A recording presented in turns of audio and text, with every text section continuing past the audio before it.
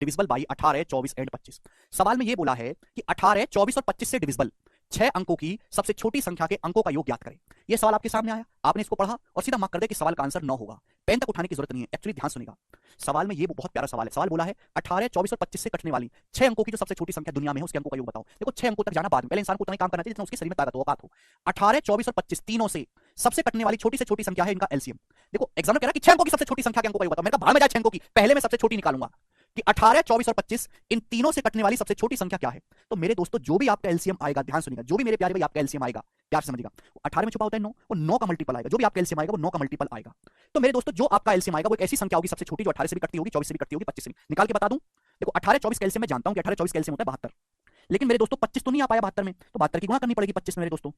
ठीक है जी, आप बोलोगे जी सर तो 1700 1800 आ गया मेरे दोस्तों, कितना आ गया 1800 आ गया मेरे दोस्तों 1800। तो एलसीएम आया 1800, क्या है मेरे दोस्तों 9 का मल्टीपल है। तो 1800 दुनिया की सबसे छोटी संख्या है जो 18 से भी कटती है, 24 से भी कटती है, 25 से भी।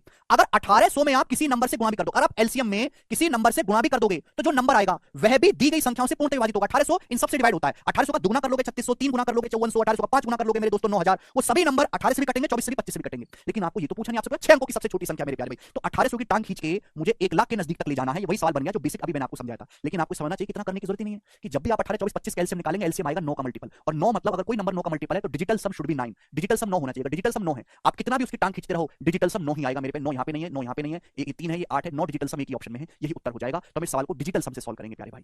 कि अगर एलसीएम 9 का मल्टीपल है, 1800 एलसीएम आएगा 9 का मल्टीपल, और आपको 1800 को ले जाना है 1 लाख के नजदीक, तो 1800 का ही कोई मल्टीपल होगा, वो भी 9 का ही, 9 से कटेगा, 9 का से कटना मतलब डिजिटल सम 9 आना चाहिए। तो सवाल को ऑप्शन से किया जा